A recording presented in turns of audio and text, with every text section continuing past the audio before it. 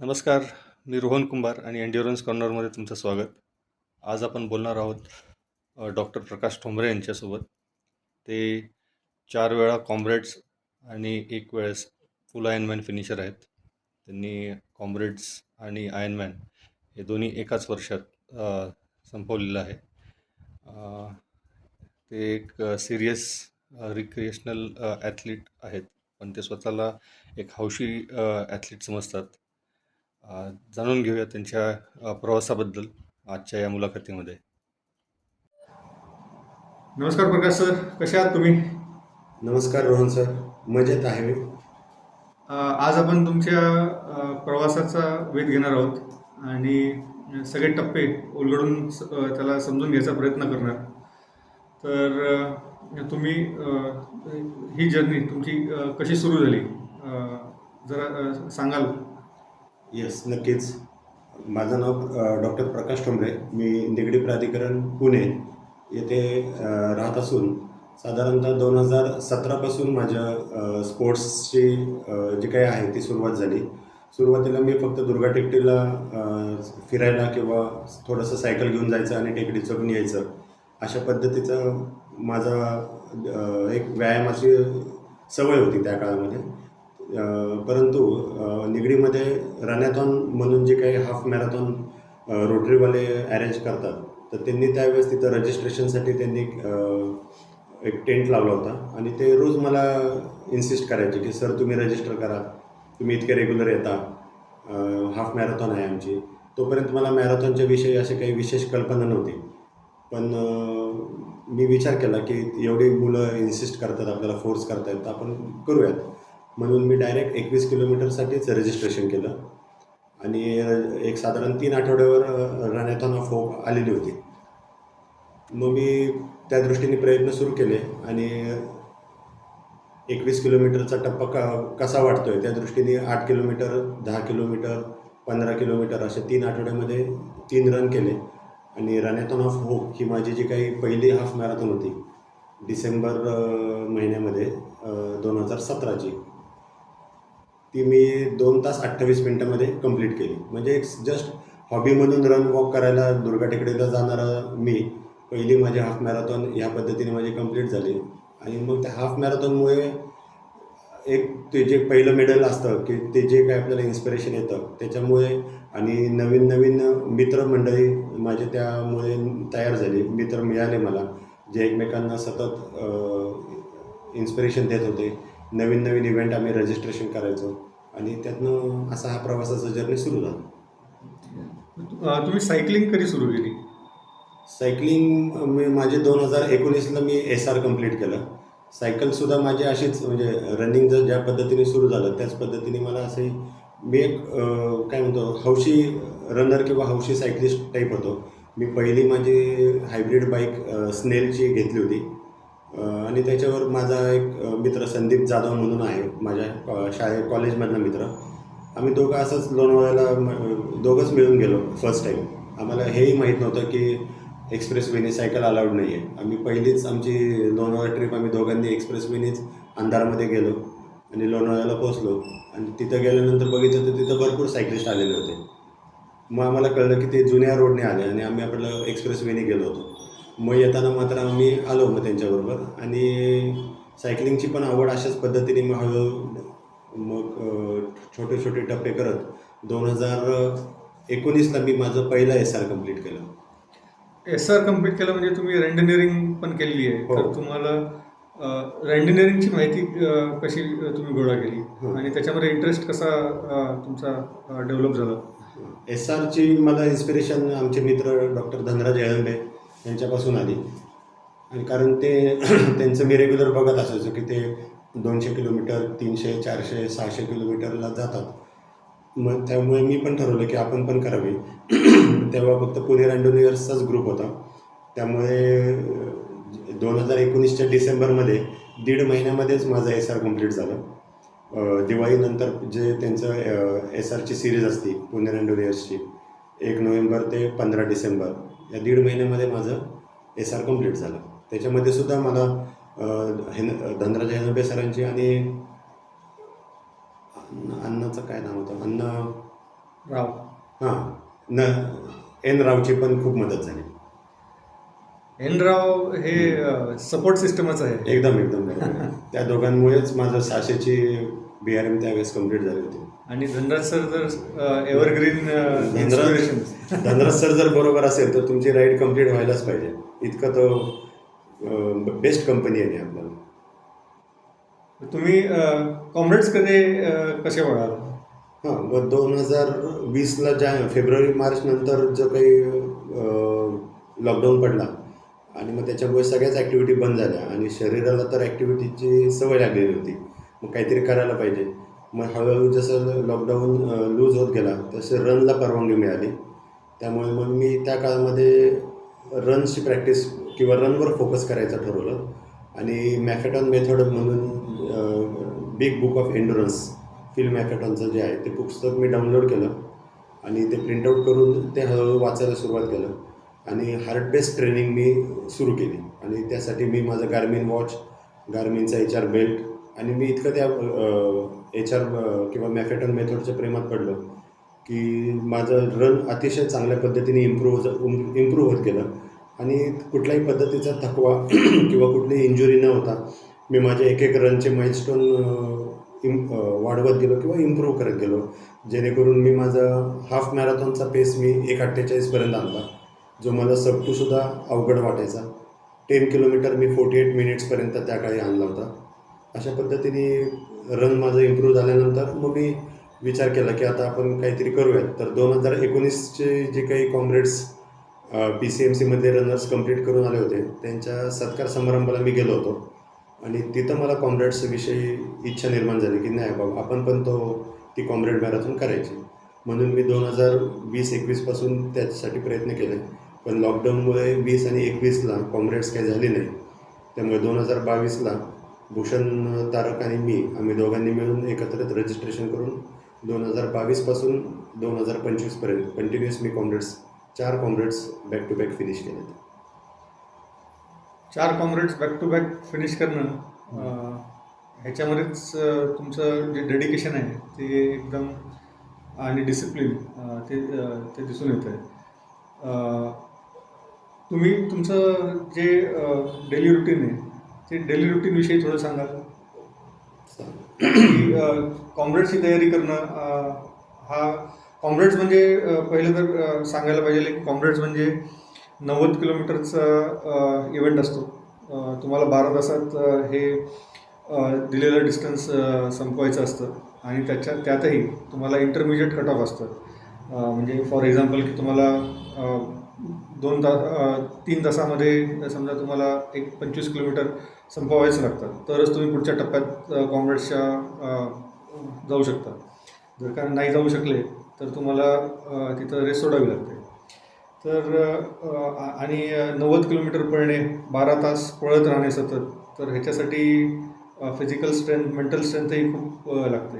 तर तुमच्या रोजच्या प्रोफेशनल कमिटमेंट्स आणि फॅमिली कमिटमेंट्स मधनं तुम्ही हा वेळ काढलेला आहे आणि हे तुम्ही जुळवून आणलेलं आहे.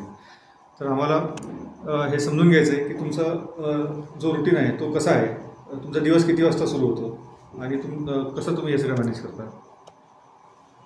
दिवस सुरू होतो माझा साधारणतः सकाळी मी 5:30च्या दरम्यान उठतो आणि जेव्हा कॉम्रेड्स मॅरेथॉनची रजिस्ट्रेशन होतं किंवा कॉम्रेड्स करायचे आपल्याला, तर कॉम्रेड्सचं मायलेज आपल्याला जानेवारीपासूनच तुमचं सुरू होतं की 1 जानेवारी ते 31 मे तुमचं साधारणतः 1200 ते 1250 म्हणजे माझ्या जो काही फिनिश टायमिंग आहे त्याच्यानुसार मला 1200 किलोमीटर तरी रन हा झालेला पाहिजे.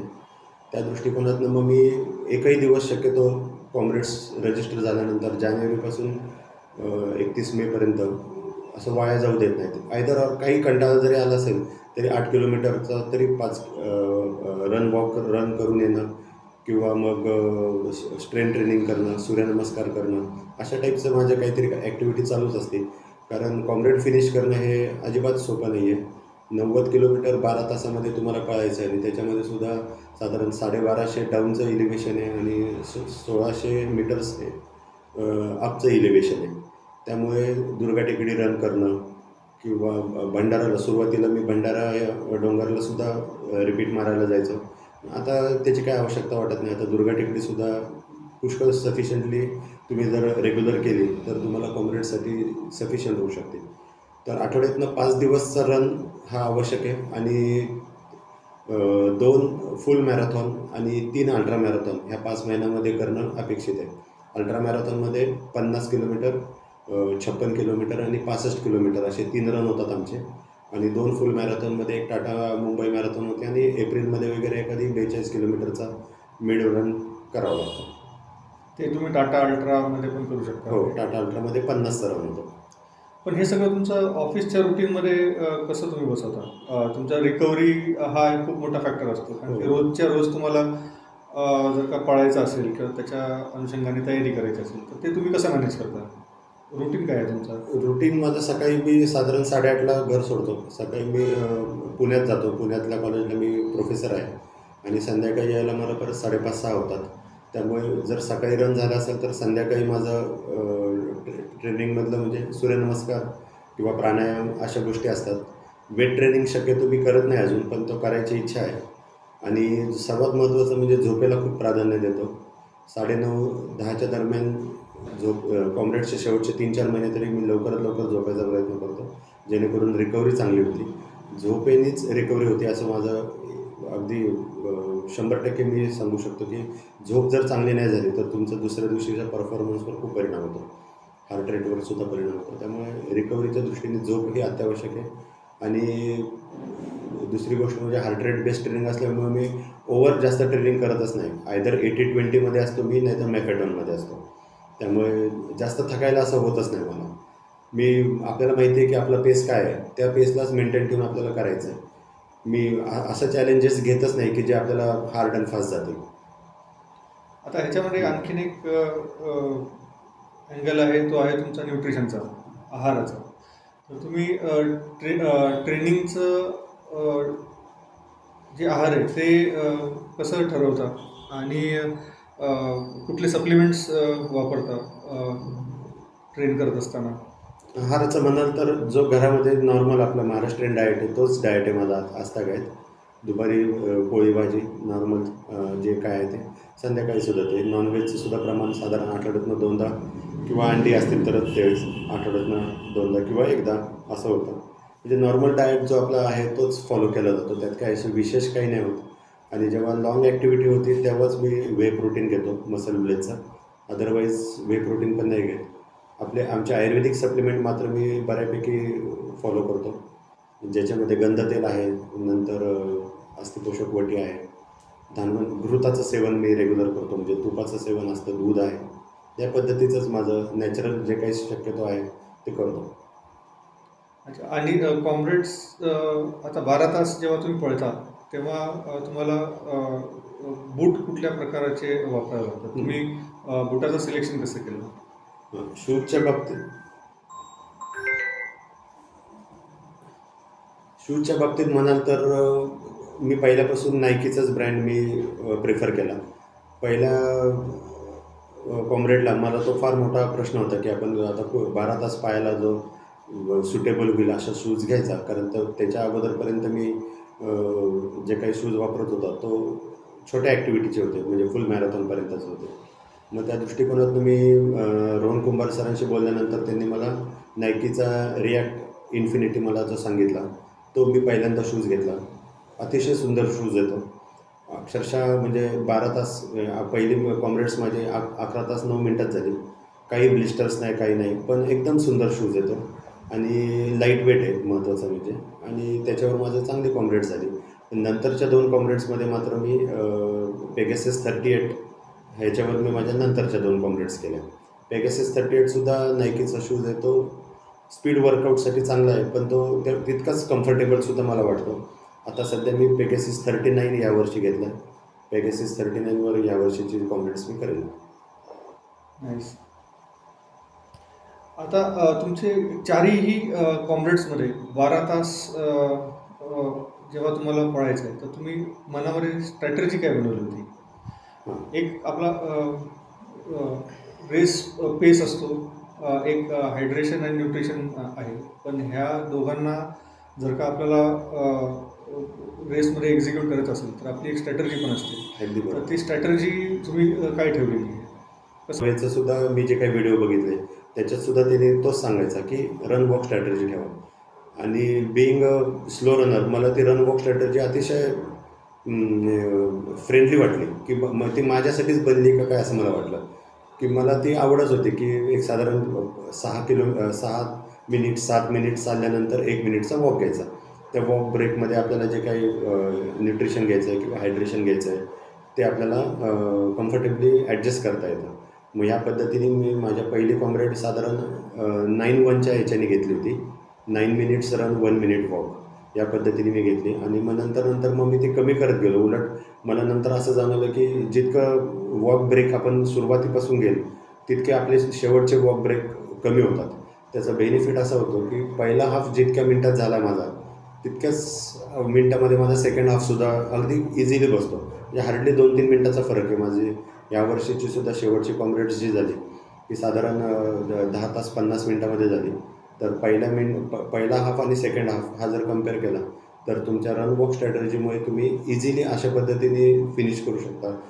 किंवा मी असं म्हणेल की स्ट्रॉंग फिनिश करू शकता. की रन वॉक स्ट्रॅटर्जी ही तुम्हाला पहिल्यापासून इम्प्लिमेंट करायची, जेणेकरून सुरुवातीलाच तुम्ही फटिगमध्ये जर गेला तर नंतर तुम्हाला ते डिस्टन्स संपत नाही. परंतु वॉक स्ट्रॅटर्जीमुळे तुम्ही अतिशय आरामात गप्पा मारत, सिनिक रूट एन्जॉय करत, फोटोग्राफी करत, व्हिडिओ घेत फिनिश करू शकता. हे ट्रेनिंग करत असताना तुम्हाला कधी असं वाटलं की तुम्ही कुठला वेगळा ट्रेनिंग प्लॅन किंवा कुठल्या दुसऱ्या मेथडला वापरलं पाहिजे? कारण की सुरुवातीला जेव्हा आपल्याला माहिती नसते तेव्हा आपण एखाद्या पुस्तकाला आपण फॉलो करतो, ऑथरला किंवा कोचला फॉलो करतो किंवा आपले सिनियर जे रनर्स असतात त्यांना फॉलो करतो.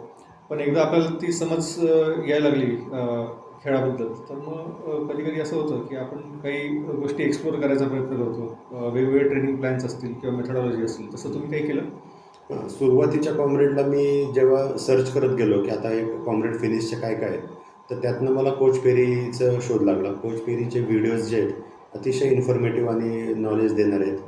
कोच पेरीचे जे प्लॅन्स आहेत ते फिनिशनुसार आहेत. म्हणजे फिनिशर्सचा प्लॅन काय आहे, नंतर सब 11चा प्लॅन कसा आहे, सब 10चा प्लॅन कसा आहे. मग मी पहिल्यापासून सब 11चाच प्लॅन माझ्या मनामध्ये होता आणि त्यानुसारच त्याची स्ट्रॅटर्जी जी काय होती, किती मायलेज करायचं आहे, तुमचे लाँग रन किती पेसने झाले पाहिजेत, तुमचे इंटरवल्स कितीने झाले पाहिजेत, असं कोच पेरीचं इवन त्यांच्या साईटवर सुद्धा फ्री प्लॅन त्याचा उपलब्ध असतो. त्या पद्धतीने मी ते बेनिफिशियल सर्वांनाच होतील हे मी अगदी छातीठोकपणे सांगू शकतो. आणि कोच पेरीचे व्हिडिओजसुद्धा खूप सुंदर आहेत. आणि दुसरं महत्त्वाचं म्हणजे तुमचं मायक्रो प्लॅनिंग पण फार महत्त्वाचं आहे. की प्रत्येक किलोमीटर म्हणजे जेव्हा तुम्ही कॉम्रेड्सचा प्लॅन बघता की तुम्हाला माहिती पाहिजे की इलिव्हेशन कुठल्या किलोमीटर्सला आहे. तो पॅच साधारण 40 ते 50चा जो डाऊनचा जो पॅच आहे तो अतिशय हार्ड आहे. पण मग त्या 10 किलोमीटर तुमचं किती मिनटात झालं पाहिजे हा प्लॅन तुमच्याकडे रेडी पाहिजे. की या 10 किलोमीटर आपल्याला 1 तास 10 मिनटं किंवा 1 तास 15 मिनटं लागणार आहेत. तर मग ते शिवाय असं मायक्रो प्लॅनिंग प्रत्येक किलोमीटर किती मिनटात झालं पाहिजे. प्रत्येक किलोमीटर 8 मिनटाच्या आत बसवायचं आहे आपल्याला किंवा प्रत्येक किलोमीटर 9 मिनटाच्या आत बसवायचं आहे. एखादा किलोमीटर तुमचा 11 मिनटाच्या 12 मिनटाच्या पुढे जायला लागला तर तुमच्या बॉडीला तीच हॅबिट लागते. मग तुम्ही इतकं स्लो होत जाता. मग तुमचं माइंड पण थकत जातं. त्यामुळे मी यावेळेस कॉम्रेडला ठरवलंच होतं की ईच अँड एव्हरी किलोमीटर 8 मिनिट्सच्या आत झालं पाहिजे. आणि त्याच्यामध्ये मी 99% सक्सेस झालो. फक्त माझा एकच किलोमीटर साधारण 9.1ला गेला. अदरवाईज माझे सगळे 9.9च्या आतच गेले. असे जर मायक्रो प्लॅनिंग केले तुम्ही तर तुमचे प्रत्येक किलोमीटर तुम्ही ठरवून कंप्लीट करू शकता. मस्त. पण आता तुम्ही मगाशी सांगितलं की तुम्ही मॅथ ट्रेनिंग करता आवडीने आणि आता हे कोच पेरीसुद्धा तुम्ही त्यांचे ट्रेनिंग प्लॅन्स बघता. तर आता हे थोडंसं विरुद्ध दिशा आहे असं तुम्हाला वाटत नाही का? कारण की कोच पेरी हे झोन बेस्ड ट्रेनिंग जास्त प्रिफर करतात आणि मॅफेटॉन हे heart rate based low heart rate based training आहे. तर मग तुम्ही ह्याची सांगड कशी घेतली? मॅफेटॉनचं जो आहे ना तो फक्त मी बेस बिल्डसाठीच वापरतो. अगेन म्हणजे जेव्हा एखादा तुमचा इव्हेंट झाला की त्याच्यानंतर 2-3 महिने फक्त मॅफेटॉन बेस मी वापरतो. म्हणजे लो हार्ट रेट ट्रेनिंग. जसं आता मी आयर्नमॅन झाल्यानंतर मी again I am back to basics. मी आता 2-3 महिने परत मॅफेटोन मेथड वापरणार आहे, की जेणेकरून तुमचं बेस परत बिल्ड झालं पाहिजे. बेस बिल्ड झालं की एरोबिक बेसचं तुम्हाला इतका बेनिफिट होतो की तुमचे लाँग जे काही ड्युरेशनचे इव्हेंट्स आहेत तुम्ही आरामात कट करू शकता. आणि जसं जसं म्हणजे कॉम्रेड्सच्या बाबतीत सांगेल की जानेवारी फेब्रुवारीचे टाटा मुंबई आणि टाटा अल्ट्राचे इव्हेंट हे सोडले तर जानेवारी फेब्रुवारी मार्च हा मॅफेटॉन बेसमध्ये वापरायचा, जेणेकरून तुमचे 2 महिने बेस बिल्ड झाला पाहिजे. आणि त्याच्यानंतर रेस स्पेसिफिक म्हणजे साधारण 7च्या पेसनी जे मला कॉम्रेड फिनिश करायचे तर मी 6:50, 6:45, 6:30 या पद्धतीने लाँग रन मारायला सुरुवात करतो. हा फार चांगला मुद्दा आहे की जो रेस पेस आहे त्या रेस पेसची तयारी आपण करणं फार गरजेचं आहे. पण आता जेव्हा तुम्ही पेस जेव्हा म्हणता तेव्हा तुम्ही त्याचं कॅल्क्युलेशन्स वेगळ्या वेगळ्या सिनारिओसाठी तुम्ही करता का ते एक प्लेन ढोबळ गणित आहे? म्हणजे विचारायचा दृष्टिकोन असा आहे की तुम्ही हॉट अँड ह्युमिड डेजसाठी तुमचा पेस रेंज तुम्ही विचार करून ठेवलेला आहे का? किंवा सनी डेज किंवा प्लेझंट डे जो आहे त्याच्यासाठी काय गुड सिनारिओ बॅड सिनारिओ असं काय तुमचं सेग्रिगेशन आहे? ॲक्च्युली गार्बिन माझं जे लॅक्टेट थ्रेशोल्ड दाखवतो तो साधारण माझा 158 किंवा 156 दाखवतो.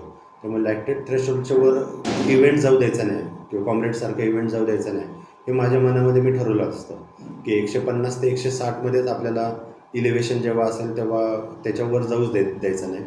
आणि अशा पद्धतीने जर मी तो जेव्हा आपण प्रॅक्टिसमध्ये इम्प्लिमेंट करतो जसं टाटा अल्ट्राला किंवा मुंबई मॅरेथॉनला की ॲव्हरेज हार्ट रेट आपला 158च्या आतच आला पाहिजे, तरच आपण कॉम्रेडसारखी मॅरेथॉन सस्टेन करू शकू.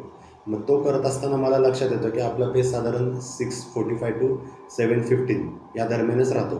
त्यामुळे त्याचा ॲव्हरेज करून मी आपण 7 मिनिट्स पर किलोमीटरचा रनर आहोत हे मला कन्फर्म माहिती आहे. त्यामुळे मी तोच पेस ठेवतो की साधारण झोन 3 येतो तो. झोन 3च्या किंवा अप्पर झोन 4 येतो. त्याच्या पुढं जाऊच द्यायचं नाही. या पद्धतीने मी रन सगळा कंप्लीट करतो. सुरुवातीचे पहिले 1-2 जे काही किलोमीटर्स आहेत 10 किलोमीटरचे टप्पे मी कॉम्रेड्ससुद्धा अगदी जस्ट सांगायचं म्हणून सांगतो की मी 4 हाफ मॅरेथॉनमध्ये कॉम्रेड्स डिवाईड केली माझ्या मनामधनं की 22.5, 22.5, 22.5 आणि 22.5. या 22.5चे सुद्धा आपल्याला किती मिनिट्स लागणार आहेत किंवा किती टाईम लागणार आहे हे माझ्या मनामध्ये पक्का असतं. मग पहिले 22.5चा आपला जो प्लॅनिंग आहे त्याच्यानुसार हार्ट रेट किती राहणार आहे हा माझं ठरलेलं आहे की 140 ते 150मध्ये पहिलं झालं पाहिजे. पहिल्याचपासून तुम्ही 150, 160ला जर गेलात तर मग मात्र पुढं अवघड होत जातं.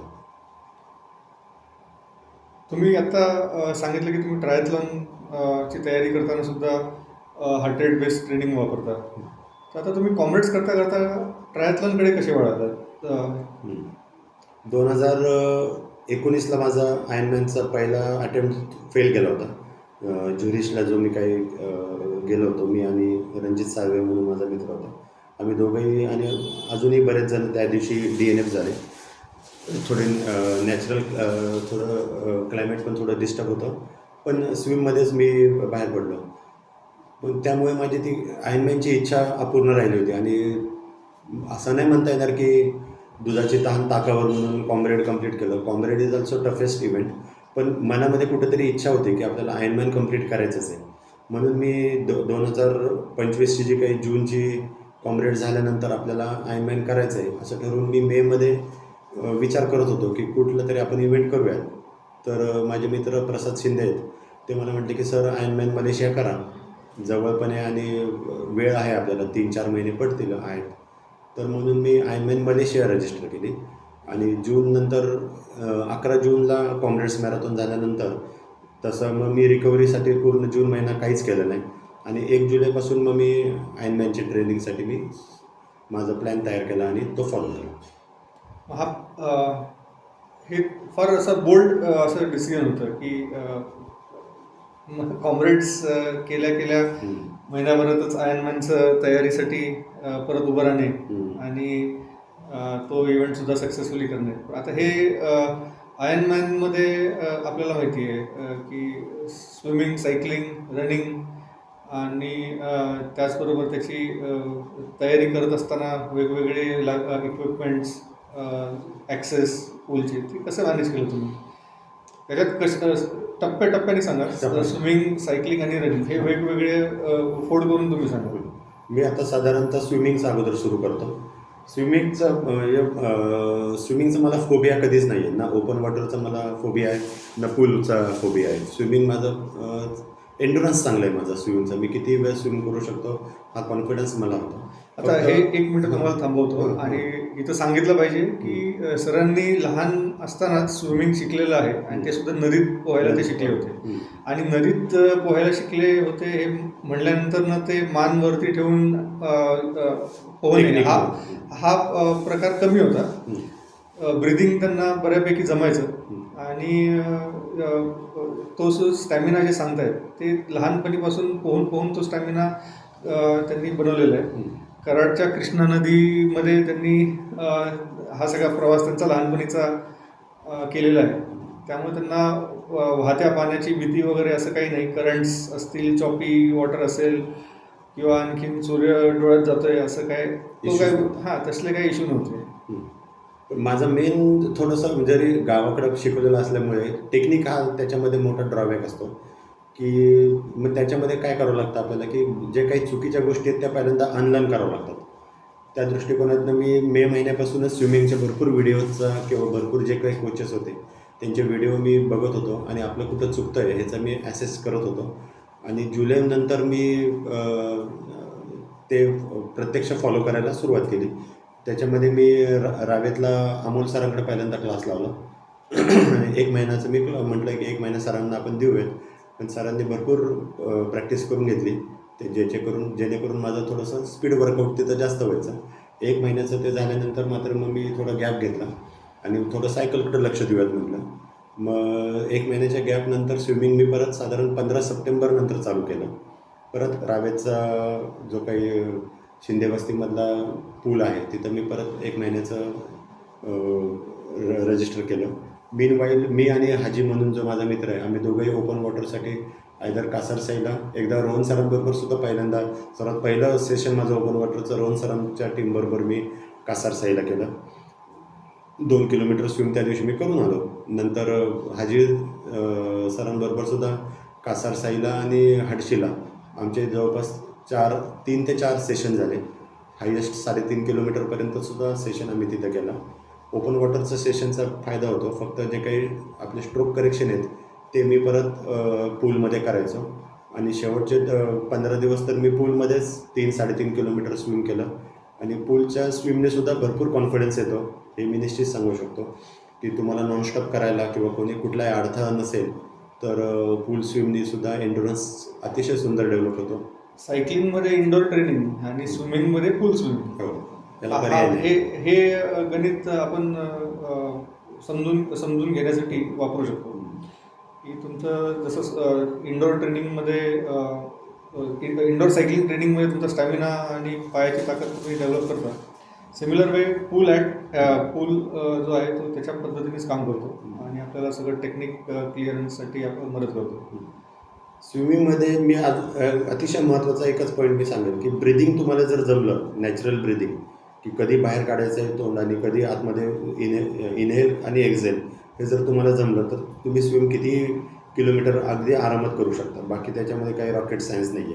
ब्रिदिंग हा तुमचा जर ब्रिदिंग चुकत असेल तुमचं सगळं स्विम अतिशय खराब होऊ शकतो. ब्रिदिंग नॅचरली जमलं तुम्हाला तर स्विम अतिशय सुंदर होऊ शकतो आणि कितीही किलोमीटर स्विम तुम्ही 10 किलोमीटरसुद्धा स्विम करू शकाल असं माझं निश्चित आहे. त्यामुळे ब्रिदिंग टेक्निक पहिल्यांदा जमलं पाहिजे असं माझं महत्त्वाचं सांगणं आहे. तुम्ही मलेशियाचं प्लॅनिंग कसं केलं होतं? जाणं येणं कसं तुम्ही प्लॅन केलं? आणि अगोदर थोडं सायकलिंगचं सांगतो आता. अगोदर स्विम झाल्यानंतर सायकल पण थोडं ॲड करतो. जसं आता सरांनी सांगितलं की पूलमध्ये स्विम आणि ट्रेनर सायकलचं, तर त्या पद्धतीने ट्रेनरशिवाय आयर्नमॅन होऊ शकत नाही.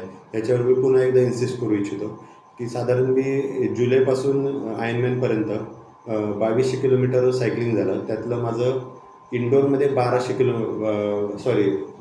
किलोमीटर सायकलिंग झालं. त्यातलं 1200 किलोमीटर सायकलिंग माझं ट्रेनरवर झालं. त्यामुळे ट्रेनरशिवाय तुम्हाला पर्यायच नाही आहे. तुमची सायकलिंगची पोझिशन डेव्हलप होणं, तुम्हाला त्या पोझिशनमध्ये जास्तीत जास्त वेळ मेंटेन करता येणं, त्याच्यानुसार तुम्हाला तुमचा FTP वाढवणं किंवा 3-3, 4-4 तास तुमचा एन्ड्युरन्स सुधारणं, सायटिंग सुधारणं, ह्या सगळ्या गोष्टी तुम्हाला ट्रेनिंगने केडन्स सुधारणं महत्त्वाचं. केडन्स फार महत्त्वाचा तुमचा ट्रेनरवर सुधारतो. रस्त्यावर केडन्स सुधारणारच नाही याची माझी पूर्ण गॅरंटी आहे. कारण आपल्याकडं रोडमध्ये अडथळेसुद्धा भरपूर येतात आणि उतारावर आपण थांबतो, पण ट्रेनरवर तसं करता येत नाही. डायरेक्ट 0 केडन्स दाखवल्यानंतर आपण परत मारावंच लागतं आपल्याला सायकल. त्यामुळे ट्रेनरचा माझा डिसिजन हा खूप महत्त्वाचा आहे असं मी सांगू इच्छितो की ट्रेनर हा पाहिजेच. आणि तिसरं महत्त्वाचं रन. साधारणतः रन माझा ऑलरेडी कॉम्रेड्स झालेले असल्यामुळे कॉम्रेडपर्यंत माझं 1250 ते 1300 किलोमीटर रन जूनपर्यंत झालेलं होतं. त्यामुळे नंतर जुलैपासून कॉम्रेड्स आयर्नमॅनपर्यंत माझं 388 किलोमीटर रन झालं होतं. ते असं एक मला सफिशियंट वाटलं की बाबा ठीक आहे, मी रन कुठल्याही पद्धतीने कंप्लीट करेल. त्यामुळे रनविषयी मला बऱ्यापैकी कॉन्फिडन्स होता.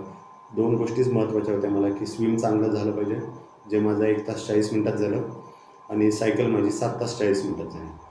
त्या दिवसाबद्दल तुम्ही आणखीन काय सांगू इच्छिता? आयर्नमॅनच्या दिवसात आयर्नमॅन मलेशिया हां हा रेस डे तुम्ही जर का त्याचं वर्णन करायचं असेल तर तुम्ही कसं कराल? आयर्नमॅन मलेशिया अतिशय काय म्हणता येईल मला की माझ्या आयुष्यातला अविस्मरणीय दिवस आहे. मी कुठल्याही एकाही क्षणिक अजिबात पॅनिक नव्हतो किंवा घाबरलेलो नव्हतो किंवा काही नव्हतं. आय वॉज 100% शुअर की आज आपलं आयर्नमॅन कंप्लीट होणार आहे.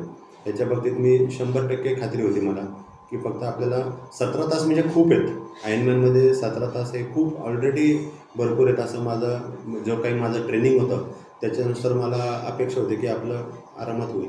मग ज्या टप्प्याला आपल्याला कट ऑफ आहेत, म्हणजे जसं स्विमचा कट ऑफ आहे 2 तास 20 मिनटाचा, आपण किती तासात कंप्लीट होणार आहे.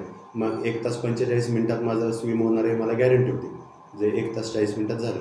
मग सायकलचं साधारण 7 तास 45 मिनटाची मी एक्स्ट्रीम लिमिट ठेवली होती. 7 तास 15 मिनटाची मी मिनिमम लिमिट होती माझी. मला माहिती होतं की 7.25 तास ते 7:45 मला लागणार आहे. 7 तास 40 मिनटं लागली. सायकलच्या बाबतीत मी सांगू इच्छितो की थोडंसं तिथं सायकलला रेझिस्टन्स यायचं. तिथले रोड थोडेसे रफ सरफेस आहे. त्यामुळे मला सुरुवातीलाच जे काही आम्ही ट्रायल राईड मारली होती त्याच दिवशी अंदाज आला की आपलं 7:30च्या पुढं जाणार आहे सायकलिंग राईड. आणि त्याच पद्धतीने 7 तास 40मध्ये झाले. मी कुठेही पुश नाही केली सायकल जास्त, अगदी रिदममध्ये मारली. झोन 2 झोन 3मध्येच ठेवली, कारण इलेव्हेशनसुद्धा बऱ्यापैकी होतं, ह्युमिड होतं. त्यामुळे कुठेही आपण एक्सेस करायचं नाही असं मी ठरवलं. टाईम भरपूर आहे, 15 तासाचे 15.5 तास लागून आपल्याला करायचं आहे कंप्लीट. या पद्धतीने मी ते केलं. रनला आल्यानंतर मात्र मी फ्रेश होतो. सायकल फिनिश झाल्याचा आनंद होता, पण सायकलच्या एक साधारण 25-30 किलोमीटरमध्ये मला थोडंसं नॉशिया वाटायला लागला होता. त्या नवीन ज्या काही जेल्स होत्या यावेळेस, म्हणजे कॉम्रेडच्या ज्या जेल वापरल्या मी 180 कॅलरीजच्या, त्याची सवय मला जास्त वेळ नव्हती. वापरली. युनिवेजच्या 180च्या जे काही जेल होत्या त्याची सवय नव्हती मला. कॉम्रेडला मी फास्ट एनफच्याच 60-70 कॅलरीज देणाऱ्या जेलची मला सवय होती. त्यामुळे मला थोडा नॉशिया वाटायला लागला. आणि रन सुरू झाल्यानंतर ते मला अजून प्रकर्षाने जाणवलं की पहिल्या 1-1.5 किलोमीटरला मला भयानकच सेन्सेशन आलं. मग मी त्या एका एड स्टेशनला थांबलो आणि त्याला विचारलं काही अँटॅसिड वगैरे आहे का. तर ते म्हटले तसं काही नाही आहे आमच्याकडं, पण तुम्ही बसा जरा. मग मी विचार केला त्या बसण्यात काही मतलब नाही आहे. मग मी थोडंसं नॉशिया आहे आणि आपला विचार करून मी म्हटलं आता आपण वॉमिट करूयात, आणि या पद्धतीने मी थोडंसं पाणी पिलो आणि वॉमिटच करून टाकलं. बऱ्यापैकी मला ते सगळं जो नॉशिया होता तो रिलीफ मिळाला मला. आणि मग नंतर मी विदाऊट जेल फक्त थोडं कोक सिप करतच 5 तास 40 मिनटामध्ये रन कंप्लीट केला. आता हे कॉम्रेड्स एवढे हे 4 कॉम्रेड्स आणि हे एक आयर्नमॅन जे तुम्ही केलेलं आहे, हे करत असताना बॅकग्राऊंडमध्ये फॅमिलीला तुम्हाला किती वेळ देता आला ते तुम्ही कसं त्याच्याकडे बघता? आणि कमिटमेंट ही खूप मोठी असते. भयानक असते. हो, ते एक्झॅक्ट. फॅमिलीचं जे अपेक्षा असतात ते कसं तुम्ही हँडल केलं? 2025 जर सांगायला गेलं तर माझे ड्रायव्हर बऱ्यापैकी गेले, कारण कॉम्रेडचे सुद्धा लॉंग रन संडेला जातात दर महिन्याला एक एक. नंतर जुलैपासून तर मग सायकलिंगचे लॉंग रन, ब्रिक सेशन्स किंवा स्विमला सकाळी गेलो असेल तर फॅमिलीला वेळ नाही देता येत. परंतु मी लकी आहे की आमच्या घरातले किंवा मिसेस म्हणा, मुलं, वडील हे खूप सपोर्टिव्ह होते. वडिलांना तर असं वाटलं की ह्या वयामध्ये कशाला हा आयर्नमॅन करायला चाललं आहे परत. त्यांनाही भीतीच वाटत होती की आता पहिल्यांदा DNF होता, आता ह्याला काय होईल. ते शेवटपर्यंत फिनिशपर्यंत थांबले होते, ट्रॅक करत होते मला. अशी घरातल्यांना काळजी वाटतेच आणि केला सपोर्ट घरातल्यांचाही, मुलांचाही, मिसेसचाही मला चांगल्या पद्धतीने सपोर्ट झाला.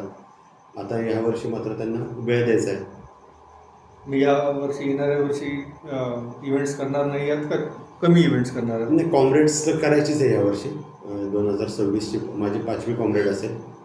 कॉम्रेड्स करायची. आता कॉम्रेडसाठी मला काय आता विशेष वेगळा काही प्लॅन करावा नाही लागत. 3 लाँग रन करायचे आहेत आणि 2 अल्ट्रा करायचे आहेत, 2 फुल मॅरेथॉन करायचे आहेत. बाकी मध्ये आधी माझा रन चालूच राहणार आहे. नाईस. आता ह्याच्यामध्ये एक आपण जो पॉईंट मिस केला आहे तो म्हणजे टफ सिच्युएशन्स. तुम्ही ट्रेनिंग करत असताना इंजरीज असतील किंवा प्रोफेशनल कमिटमेंट्समुळं तुम्हाला काही प्रेशर आले असतील किंवा आणखी फॅमिली सिनारिओज असतील. असे काही टफ असे तुमचे काही सिनारिओज आहेत जे तुम्ही सांगू शकाल की जे तुम्हाला ओव्हरकम करावं लागले? नाही आले असे काही. अगदी फ्रँकली स्पीकिंग माझं जे काही डेली रुटीन आहे, माझं जॉबच्या ह्याच्यामध्ये सुद्धा काही तिथल्याही सुद्धा कमिटमेंट मी ती इतक्याच सक्सेसफुली कंप्लीट करतो जितक्या मी माझ्या स्पोर्ट्समधल्या कंप्लीट करतो. मित्रमंडळीसुद्धा माझे भरपूर आहेत, त्यांच्याशी सुद्धा माझे चांगले रिलेशन्स मी मेंटेन करतो. सोशल हेल्थसुद्धा चांगली ठेवायची पाहिजे फिजिकल हेल्थबरोबर. आणि ह्या फिजिकल हेल्थमुळेच जे काही मित्रमंडळी मिळाले त्याच्यामुळे मेंटल आणि सोशल हेल्थसुद्धा चांगलीच राहते, असं माझं क्लिअर कट म्हणणं आहे. की स्पोर्ट्समुळे तुमचं ओव्हरऑलच लाईफ अतिशय चांगल्या पद्धतीने, चांगल्या पद्धतीची लोकं जे तुम्हाला इन्स्पायर करतात, जे तुम्हाला नवीन नवीन गोष्टी करायला प्रोत्साहित करतात, अशी लोकं आपल्याला भेटतात. त्यामुळे उलट ह्या स्पोर्ट्सचा ॲडव्हान्टेज असं होतं की तुमच्या डे टू डे रुटीनमध्ये जे काही येतात अडचणींशिवाय लाईफ नाहीच आहे, ते आपण उलट इझिली फेस करू शकतो असं मला वाटतं. आणि जाता जाता आता जे इच्छुक आहेत कॉम्रेड्स करण्यासाठी किंवा आयर्नमॅन करण्यासाठी, त्यांच्यासाठी तुम्ही काय गुरुमंत्र द्याल? कॉम्रेड्स करणाऱ्यांसाठी मी बेसिकली एवढंच सांगेल की जर तुम्हाला कॉम्रेड्स करायचं असेल 2026ची, बेसिक मंत्र त्याचे जास्त हार्ड अँड फास्ट नाही आहे. मायलेज वाढवत नाहीच आहे तुम्हाला, टप्प्याटप्प्याने मायलेज वाढवा. बेस बिल्ड करा रनचा. कारण अजून एक मी जाता जाता जस्ट सांगू इच्छितो की मला बरेच जण हा प्रश्न विचारतात की सर कॉम्रेड जास्त टफ आहे का आयर्नमॅन जास्त टफ आहे. या प्रश्नाचं मी असं उत्तर देईल की कॉम्रेड्स जास्त टफ आहे. कारण तुम्हाला पूर्ण 12 तास तुम्हाला तुमच्या पायांवरच काढायचे आहेत. त्याच्यामध्ये नॉट अ सिंगल मिलीमीटर तुम्हाला सायकलची मदत घ्यायची आहे किंवा स्विम करायचं आहे. त्यामुळे तुम्हाला कॉम्रेड हा टफच इव्हेंट आहे. आणि त्या दृष्टीने बेस बिल्ड, जे मी मगाशी सांगितलं की बेस बिल्डचा जो तुमचा पिरॅमिड आहे, हा जर तुमचा चांगला असेल, बेस बिल्ड एन्ड्युरन्स स्पोर्ट्ससाठी अतिशय आवश्यक आहे. तो जर तुमचा चांगला असेल तर तुम्ही पुढे किती किलोमीटर तुम्ही आरामात जाऊ शकता. हे मी तुम्हाला सांगेल की 900 किलोमीटर ते 1200 किलोमीटरचं मायलेज हे फिनिशर्सनुसार साधारण ब्रॉन्झ मेडलपर्यंतवाल्यांना पाहिजे. तर तुम्हाला सब 9 करायचं आहे तर मग तुमचं मायलेज अजून वाढेल. ते 1300 ते 1500 किलोमीटरपर्यंत जातं ज्यांना बिल रॉबिन्ससारखे मेडल्स घ्यायचे. परंतु साधारण फिनिशरसाठी किंवा सब 11साठी 900 ते 1100, 1150, 1200 किलोमीटर करायचं आहे. 42 किलोमीटर्स करायचे आहेत आणि 50 मगाशी सांगितलं तसं 56 आणि 65 हे 3 रन तुमचे झाले पाहिजेत. साधारण 8 तासात तुमचा 65चा रन जर इझिली झाला तर तुम्ही कॉम्रेड आरामात करू शकता, हे मी गॅरंटी देऊ शकतो. आणि तुमचं न्यूट्रिशन आणि हायड्रेशन स्ट्रॅटेजी तुमची 65 किलोमीटरमध्येच तुम्हाला ठरवायची की आपण कशा पद्धतीने हे करणार आहे. की तुमच्या वेटनुसार जेल्स किती मिनिटांनी घ्यायचे आहेत, सॉल्ट कॅप्सूल किती मिनिटांनी घ्यायचे आहेत, तुम्हाला अजून काही तुम्ही चॉकलेट्स खाताय किंवा वेगळे काही तुमचे सप्लिमेंट्स असतील, एनर्जी ड्रिंक्स असतील, तर तुम्हाला त्या त्या पद्धतीने लाँग रनमध्येच तुम्हाला ते इम्प्लिमेंट करायचं आहे.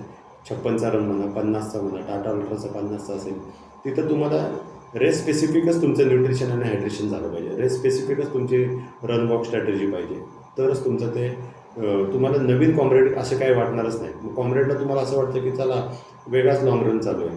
उलट कॉम्रेडचं वातावरण इतकं सुंदर असतं की ते तुम्हाला त्या फ्लोमध्येच फिनिशपर्यंत घेऊन जातं. तर एकदम छान गप्पा झाल्या सर आपल्या.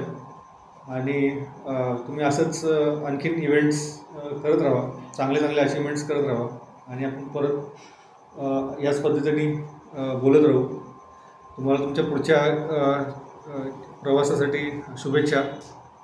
थांबू. धन्यवाद. धन्यवाद सर.